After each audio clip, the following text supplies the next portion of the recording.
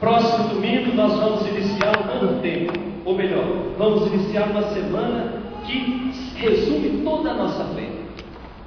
O ponto alto da nossa caminhada, o ápice do nosso retiro, quando nós celebramos a paixão, morte e ressurreição de Jesus. E desde domingo passado, a palavra de Deus já vinha nos dando pistas sobre essa grande festa que nós vamos celebrar. O Evangelho de domingo passado nos apresentava a figura de dois meninos. Um mais novo, que vai com o corpo para o mundo, com o corpo para o pecado, mas deixa o coração junto do Pai. E o filho mais velho, que deixa o corpo com o Pai, mas o coração continua na vida de pecado. E a palavra de Deus nos convidava a trazer para Deus corpo e coração. Nós precisamos ser inteiros de Deus. Nós não podemos ser pela metade. Deus não quer nós não nos quer pela metade, nos quer por inteiro. E hoje a palavra de Deus continua insistindo que existe um Deus que nos ama, que existe um Deus que nos quer perto dele, e ao mesmo tempo nos desafia para deixarmos de lado tudo aquilo que nos escraviza, tudo aquilo que nos afasta dos planos de Deus para a nossa vida. A nossa primeira leitura, profeta Isaías, um texto escrito lá na época em que o povo estava no exílio na Babilônia, estava vivendo uma situação de injustiça. Portanto, o povo começa a se entristecer, começa a perder as esperanças, começa a ficar frustrado. E uma parcela do povo começa a dizer que Deus havia abandonado, que Deus não mais caminhava com o seu povo. Mas uma outra parte do povo sonhava com um novo êxito na vida daquele povo, com uma nova intervenção de Deus na história. Por isso que ficavam bebendo, rememorando o passado. Aí o profeta vem dizer que voltar ao passado só tem sentido quando essa lembrança do passado alimenta a esperança de um futuro melhor. Semana passada nós vimos São Paulo dizendo que a esperança é a âncora da nossa alma. Olha que imagem bonita que São Paulo usa para falar de esperança. O que é a âncora? Senão aquele ferro que o marinheiro carrega dentro do navio, e quando precisa mudar de direção, ele joga aquilo para dentro da água. Portanto, a esperança é aquilo que nos conduz. Dom Paulo Evaristo dizia: nós caminhamos de esperança em esperança, mas sempre com a certeza de termos esperança sempre. Portanto, quer caminhar, quer celebrar a Páscoa, caminhe com Jesus. Quer participar da ressurreição, caminhe com Jesus. Essa quaresma, nós somos convidados a deixar para trás, definitivamente, tudo aquilo que o passado manchou na nossa vida, todas as rugas do passado, e assumir essa proposta de vida nova que a palavra de Deus, desde quarta-feira de cinza, vem nos convidando. Nós somos convidados também a fazer desse futuro um futuro onde Deus possa ocupar o lugar do centro, onde Deus não fique às margens da nossa vida. E esse retiro tem que nos levar a isso, meus irmãos.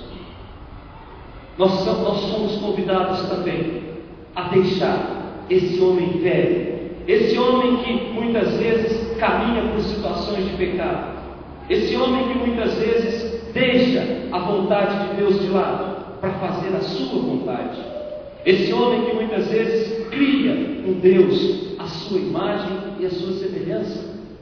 Não é Deus que nos criou à sua imagem e semelhança? O homem tende a criar um Deus que seja a imagem e semelhança do homem. Por isso, esse tempo de reflexão deve nos advertir e deve nos abrir os olhos. A nossa segunda leitura, carta de São Paulo aos Filipenses. Essa carta de São Paulo aos Filipenses foi escrita, pelo menos esse trecho, num contexto de briga, igual a carta aos Coríntios do domingo passado. Só que a briga aqui era com convertidos do judaísmo. Um grupo de judeus que se converteu ao cristianismo, quando Paulo sai para fazer as suas viagens, começa a difundir ali no meio da comunidade coisas que diferem daquilo que Paulo ensinou.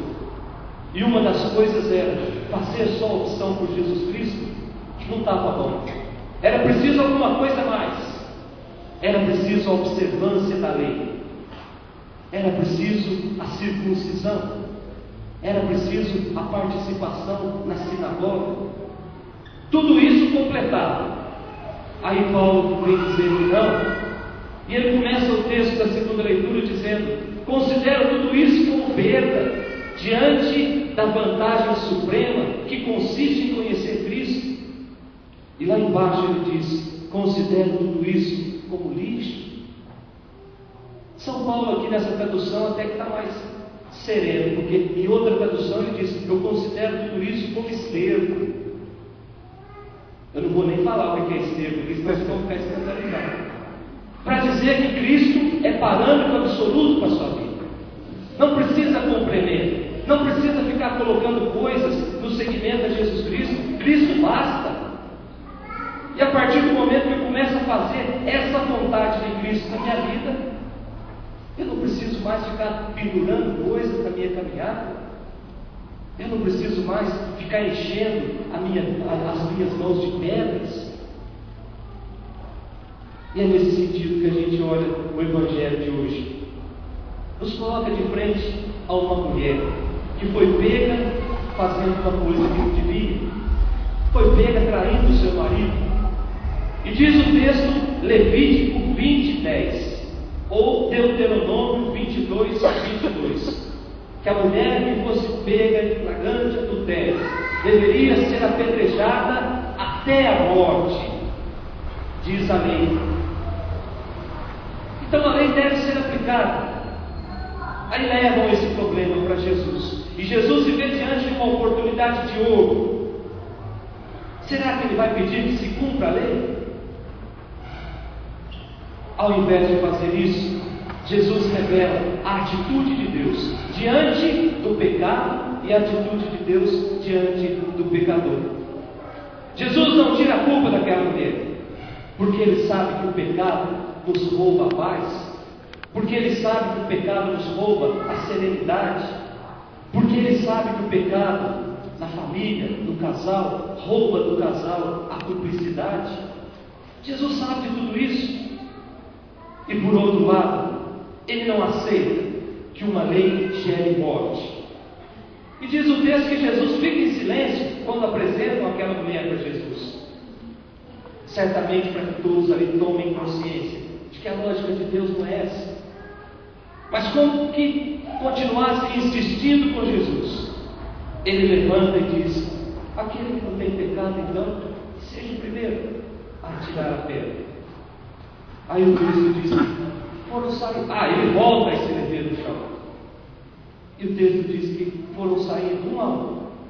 E o interessante do texto é que, a começar pelos mais velhos.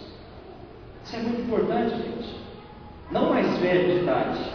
Quanto mais tempo nós conhecemos Jesus, mais nós deveríamos estar com as mãos vazias de pedra.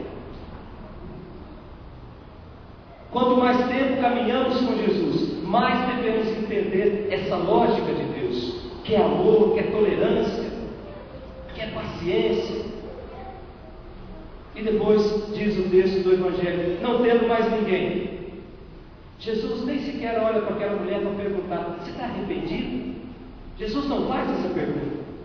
Ele apenas a convida a seguir um outro caminho. Vai, não pegue mais. Jesus não coloca lá a mão no pescoço daquela mulher e fala: você tem que se converter. Não, vai, apresenta uma outra opção e não pegues mais. Gente, que amor espetacular nós vemos nas entrelinhas desse Evangelho. Que amor bonito o Evangelho de domingo passado, em que o pai começa a preparar a festa do filho, quando o filho ainda está indo embora. Que amor bonito perpassa nas entrelinhas desse Evangelho, de um pai que não quer que eliminemos os membros da comunidade, não quer que eliminemos pessoas do nosso meio, mas quer que quer nos propor um caminho de conversão, quer nos propor um caminho de transformação. Portanto, destruir, escravizar, matar, caluniar, em nome da lei, diz o Evangelho de hoje, ou em nome de qualquer outra moral, é uma ofensa a Deus. Deus não compactua com isso. A isso nós podemos concluir que nós não podemos ser uma religião de hipócritas. Nós não podemos ser uma religião de pessoas intransigentes, querendo ocupar o patamar do julgamento, querendo ocupar o patamar da condenação. Muitas vezes nós absolutizamos a lei no nosso meio, e isso gera exclusão, isso gera dor, isso gera sofrimento. Quantas vezes nós atiramos pedras nos outros, sem se esquecer que nosso telhado ali atrás é de vidro? Quantas vezes nós marcamos os outros com o estigma da culpa, sem dar o direito de defesa, sem dar o direito a essa pessoa de se defender? Será que essa é a lógica de Deus? O Evangelho diz que não. E o Evangelho de domingo passado também dizia que não. Portanto, meus irmãos aqui reunidos, meus irmãos que nos acompanham pela Web TV, a nossa vida precisa ser uma vida de mãos vazias. As nossas mãos não podem estar ocupadas com pedras, porque se estão ocupadas com pedras, nós nunca vamos fazer o outro ter a dignidade de filho de Deus, porque nós não conseguimos mais levantá-los, porque nós estamos ocupando um lugar de julgamento. Que Deus nos dê essa graça, de a cada dia, a cada manhã, reafirmar o nosso compromisso de amor com o Pai, e que esse Pai possa nos conduzir, possa ir acima de nós, para nos abençoar, possa ir na nossa frente, para ir abrindo os caminhos, possa ir atrás de nós para nos conduzir, para nos defender, e possa ir bem junto conosco, ao nosso lado, para ser o nosso companheiro de caminhada. Louvado seja nosso Senhor Jesus Cristo. Para sempre.